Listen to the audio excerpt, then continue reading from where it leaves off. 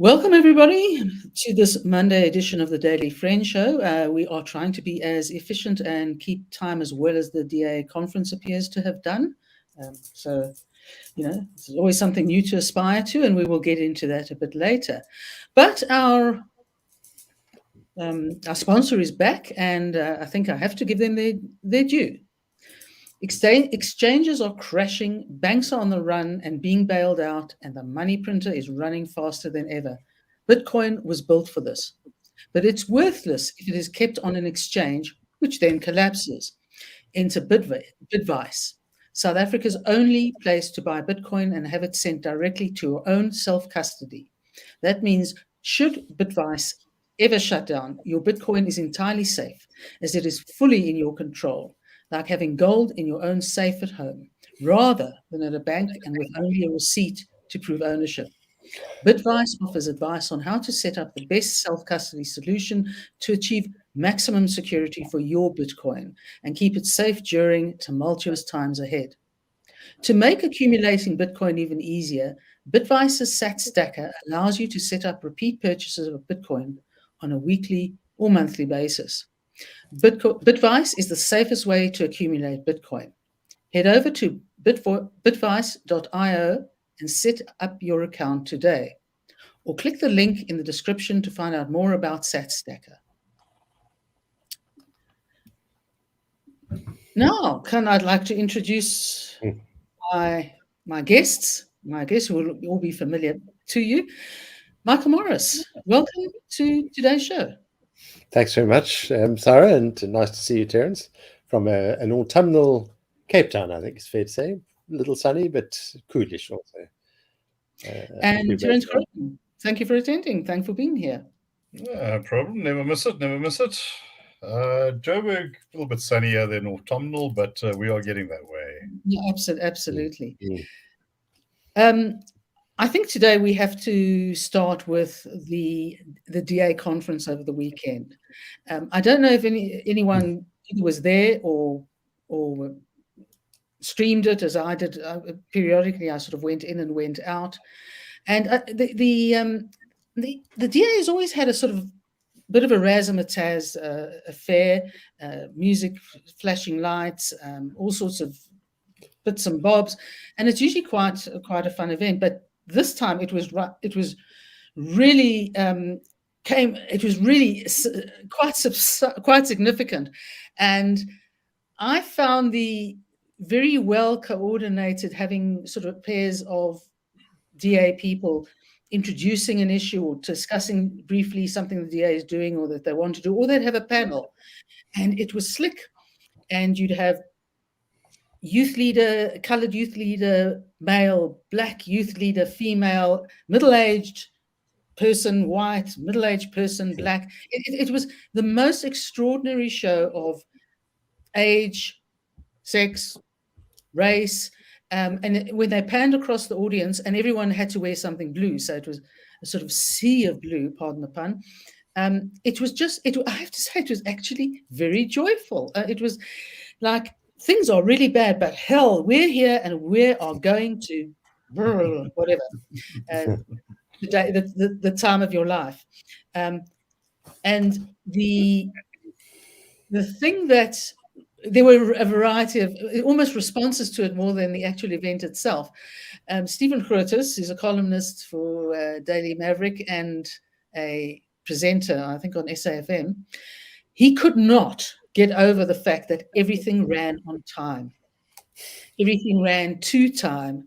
In fact, on the second day, they finished early. And this seemed to imply a great moment.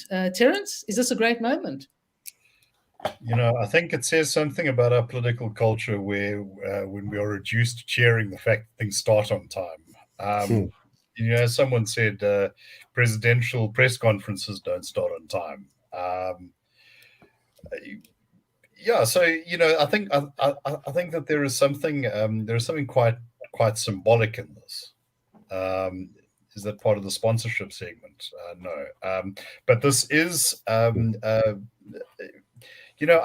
think it's a sort of small a small item that that in a way showcases the value proposition. And I think that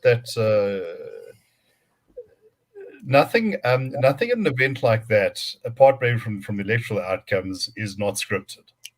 So yes, people having to dress up appropriately, and the way that they present it, and the way they sort of spread people around the audience, all of that is choreographed. But yeah, it was interesting to see. I think two things. The first was that they seem to be putting themselves forward as the optimistic alternative in a dark time, and I think that there's a lot of purchase for that. And secondly, as you pointed out, there was a warmer than typical response from the commentariat. Adrian Besson was saying that they it would be churlish or immature, or whatever the phrase he was, to say that the DA is a party for white people, or a white party. This is a guy whose critiques have often sort of stuck in that lane. Stephen Curtis, likewise. So yeah, that in itself, I think, is interesting.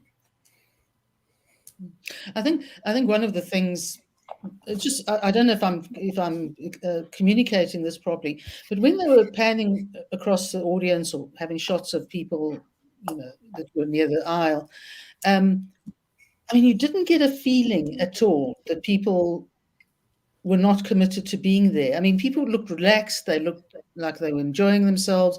Waving into the camera. It just, there was no sense that anyone was sort of in a superior position to anybody else. And one of Adrian Besson's points is, he referred to the absence of former DA leaders like Lindiwe Mazibuko, Ntuli, Phumzile Ndam, etc., and Muzi Maimane. And he said, although it was felt, I'm not sure about that, but it is lazy criticism to say the DA is not a party for Black people. Now, Michael, that's actually, it sort of goes on from Terence's point, but that to me is actually quite astonishing, because the mainstream media has always been a bit condescending. It has, to their discredit, for years referred to the DA as a white party, all the while the ANC's sort of becoming uniracial and the DA is becoming multiracial. I think that's absolutely right, and I think it's that phrase in Adrian's piece, which is very powerful: lazy thinking, and I think that lazy criticism actually was his phrase, and I think that so much of discussion about the DA over many years has tended to rely on these lazy habits. For instance, calling it a white party, when it's been pointed out by highly respected observers and commentators and so on, the DA is probably the most diverse party in the country, and it probably more widely reflects the total population than any other party. But it was the other things. It was the contrast that particularly struck me in Besson's piece, where he contrasted that lazy criticism with, for instance, what he described as the ANC's expired mantra that only they may represent the majority of the country. And this comes back to the kind of impression one got of this kind of spectacle. It was kind of presidential, you say, glitzy affair with fancy lights, and I think there were kind of fireworks, sparkler things going off, and I think to pull and they pulled it off. It kind of worked for everybody, as is reflected, I think, in Besson's reappraisal of the party. To pull that off, I think you need to have a really quite fundamental confidence in your proposition, and it is as Terence has suggested, that it's this confidence of being optimistic, having policies, not being obsessed by race, acknowledging, we can all do that. We can acknowledge the historical importance of race and the significance of race in our society, but then not become anguished about it. And I think that's perhaps what we saw, is this kind of a really vivid sense of confidence that we can confront these things. We can say it's not about race. We want the best leaders. These are who they are. We cheered them wildly. I thought that was really quite significant. And I'm sure that as Terence says, it's very considerably choreographed. I think you probably have to keep things on time. At least you need to have somebody behind the scenes saying this is exactly how it's going to work. But to put it off in the way that they did, this quite convincing way, quite ordinary sort of way, in a sense. We felt we were seeing a kind of South Africanness, a jolly, as you say, it's a kind of confident, happy, pleased, optimistic South Africanness about a future that this party could create. So yeah, all round, I think very significant. And as you say, it counters the lazy thinking, the lazy criticism that Besson raises. If I may just intervene with 2 points. First of all, the kind of atmosphere at that Congress reminded me to some extent to what you would see in an ANC Congress in 1997. The idea that that the future was there, lots of singing, dancing, a political class that was experiencing the full joy of political power, but also a lot of ordinary people who were reveling in a newly gained a sense that the country is now your country. Now one can be critical of policy decisions or whatever, but what I'm getting at there is the mood. Exactly. Now, as you look at more recent ANC congresses, let's say that a lot of that is now fallen away. The other thing is, I think that one needs to add a rider on this, and the whole on the question of lazy thinking. The point I made before we went on air, that it's very easy, and I think it fits a narrative to say, well, XYZ black leaders left because of racism or whatever. That's neat and it fits into a box. I believe that there are things to be concerned about when people who occupy prominent positions do depart. But having taken quite a deep interest in these departures, there are very, very few who will come out and say, or have come out and said, this is because of racism. In fact, Pumzile van Dam said explicitly it wasn't. But she did say it was because a clique of people, run the party. Now, I think that you might be missing a more profound story, that there are, internal pathologies. I've heard from people within the DA that there are, that clickiness has become a problem. As a part, the DA and its antecedents grew very rapidly. Certain people were positioned to take advantage. There are concerns about the kind of managerialism of their administration.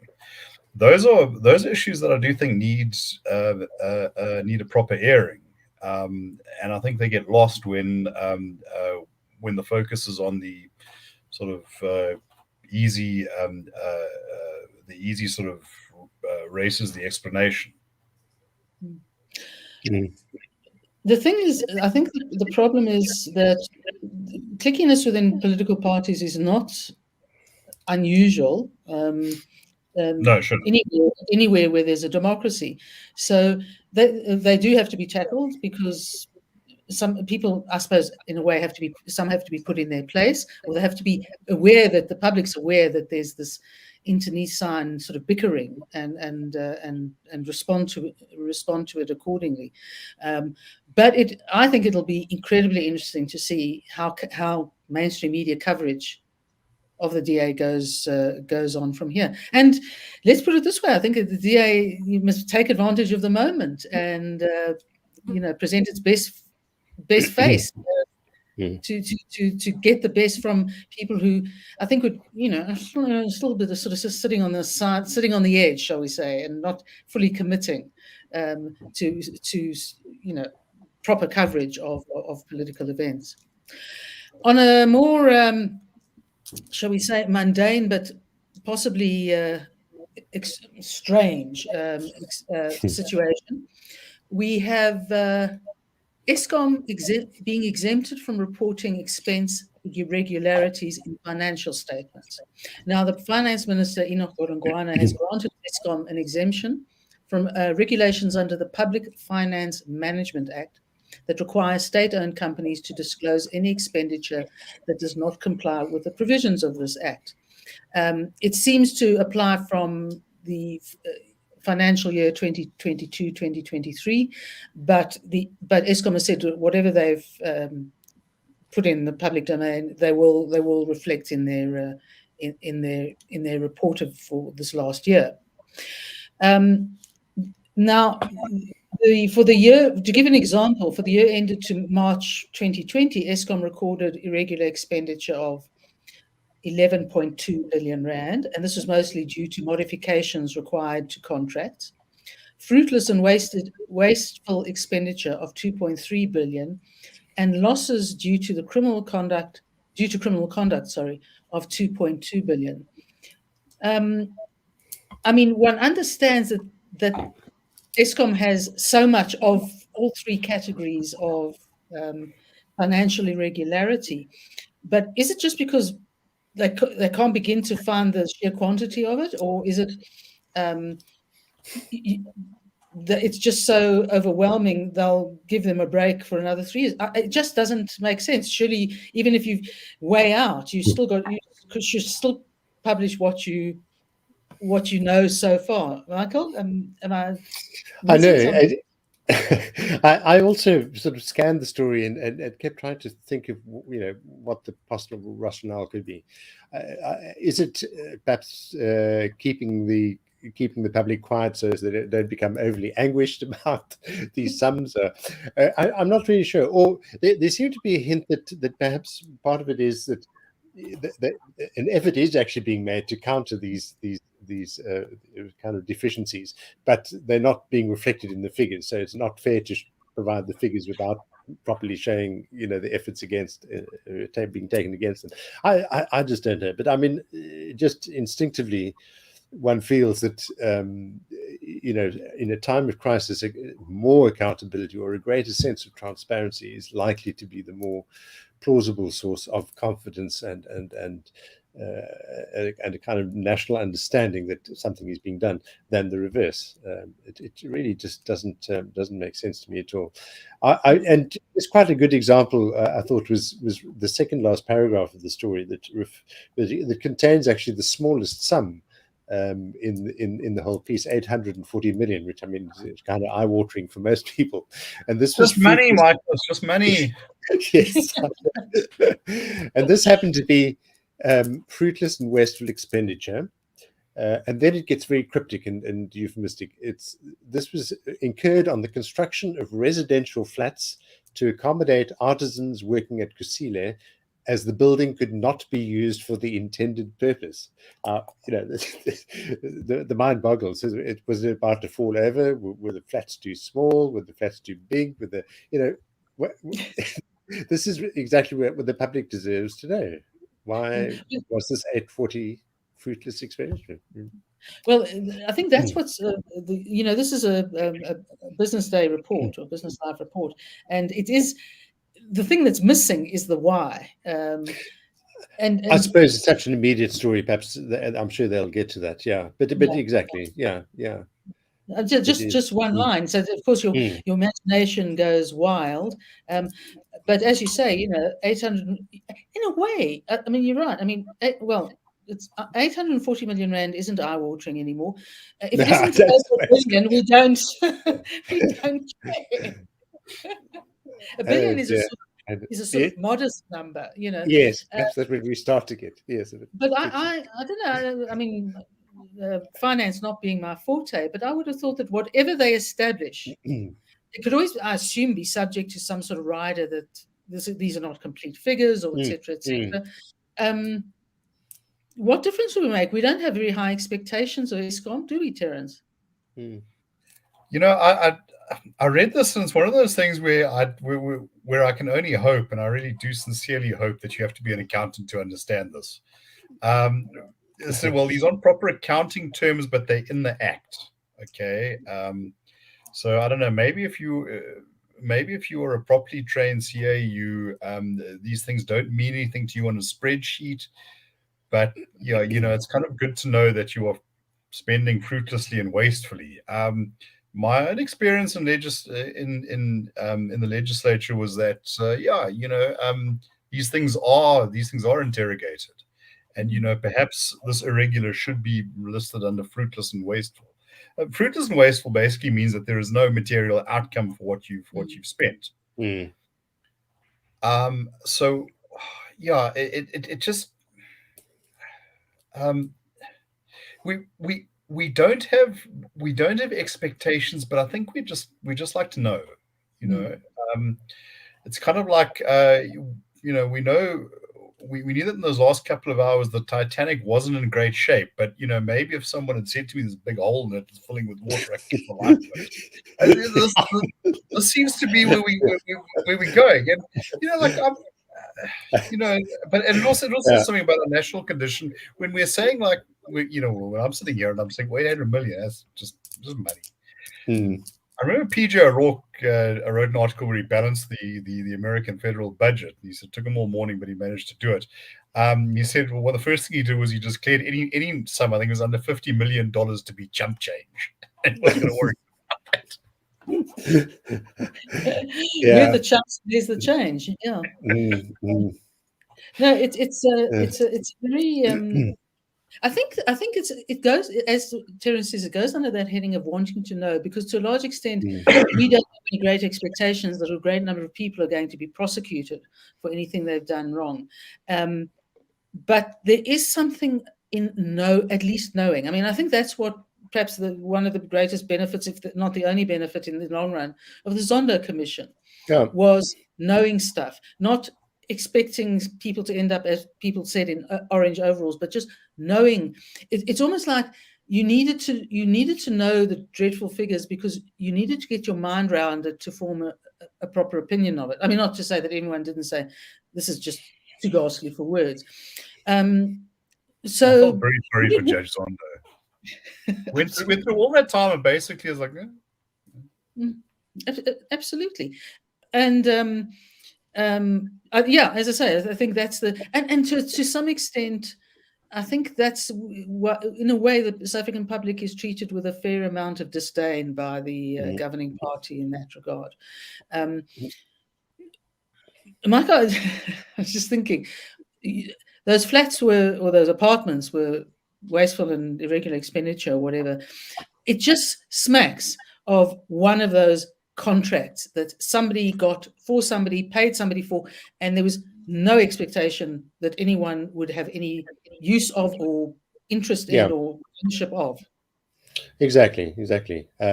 You know, somebody who's not a builder, doesn't know the first thing about architecture, and there's no pretense, in fact, of having any of these skills. It's just on paper, the contract is awarded, the money is paid, and you know, life goes on. So yeah, and we want to know. As somebody commented as Helen says in the comments section, you know, we want to know how much has been stolen. It's exactly it. That sense of accountability, it needs to be underlined every day and all the time. Yeah. At least we need to know who our enemies are. The last topic I want to raise, we sort of hadn't prepared for because I wasn't originally going to raise it, but I saw a comment referring to it, and that was the the death of journalist Jeremy Gordin in a house invasion over the weekend. And I think his death, would have affected a very, very wide range of people, not just the journalists, not just the professional world that knew him, but the people who read his columns. I mean, his columns were, the last columns were politics web, but as a couple of people said in comments I've read about him, is that he could be irascible and he could be a little bit sort of a little off the wall at times, but he was a mensch, which is essentially Yiddish for a really good, decent person. And I think that's partly what, as a reader, that's what one got from him. That's what one got from him, is that you were dealing with a man that you'd probably like to meet in a local coffee shop and have a chat to. The other thing I have, and I know he's worked for a number of papers, but the one that really tickled me, and I mean, there's this image of this sort of middle-aged white Jewish guy editing the Daily Sun. And it was during his editorship that the street posters, were works of art. Things like chicken haunts house, or goat assaults Gogo, or you can win a sheep, pictures of sheep. I mean, we used to remember the kids used to sort of disappear and sort of steal them. Michael, being our media man and having long years in the trenches, what is your response to his death? I think, very sad. As you say, he's a kind of public figure, and a kind of essentially lovable public figure. People even liked him. I saw a comment on the Daily Friend, actually, from somebody who'd engaged with him on Politics Web, and evidently quite, a little bit of regression on both sides. But he said, despite that animus, the disagreement, maybe sometimes quite fierce, he always came across as this lovely guy. I think he used the word mensch, the commenter this morning. And the thing that especially struck me perhaps about him was his signal unpretension. He was delightfully unpretentious, had a way of saying things very, very plainly, and yet could think complicated things. I think that's always such a great measure of somebody who really is a thinker and loves to share what his thinking has been, is to be able to do it quite in very plain language, but to introduce people to complicated things without saying, this might be too complicated for you to understand. He just simply writes about it. So a wonderful columnist who would be greatly missed. And it does, as some people have commented in our comment stream, it does bring home to us, the vulnerability that all South Africans live under. And it's when somebody prominent like that, who he seemed kind of indestructible. I mean, he had, this gruff, tough fellow. You imagine somebody like that's going to be a companion in our public conversation for forever. And then, 1 minute he's gone. So it does bring home that awful sense of vulnerability to criminality, which is terrible. That repartee that he would partake in to some comments to his articles was always almost funnier than or more self-effacing than the actual articles themselves. Exactly. Yeah. For me, and him being a reasonable exponent of Yiddish, which is always a fantastic language to express yourself. I will forever, sadly for them perhaps, refer to Daily Maverick as Daily Schmendrick. Fairly or unfairly, that was Jeremy's shtick, and who am I to deny it? Terence, given in fact his sort of insertion of often Yiddish, sometimes phrases that I hadn't heard for many years, or even some I hadn't heard at all. Do you think that would have sort of alienated a non-Jewish audience, or No. Look, I think someone like that is, as Michael said, a constant companion in the national conversation. I mean, for many years there was just a name that I associated with a paper without knowing what he looked like or whatever. I must say the name Gordon, I thought it was just a misspelling of a Scots name, but apparently not. Is crucial. So not a left Presbyterian. But I think it's the skill of an accomplished writer that you can insert your own specific, let's say, language background or phraseology that is not familiar with your audience in a way that they can they can comprehend. I've done that on occasion with German.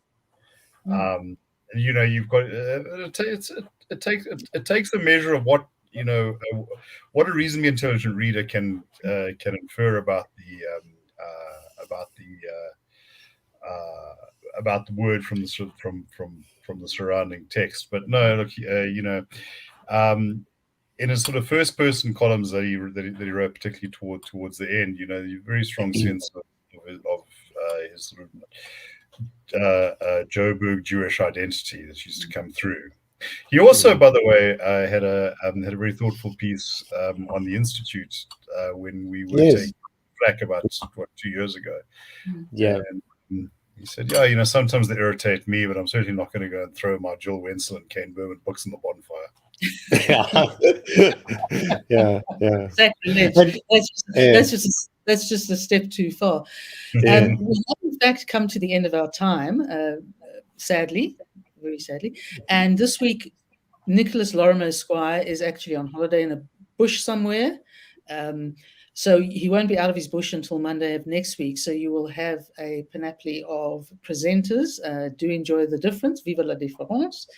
And join us tomorrow and see what you get.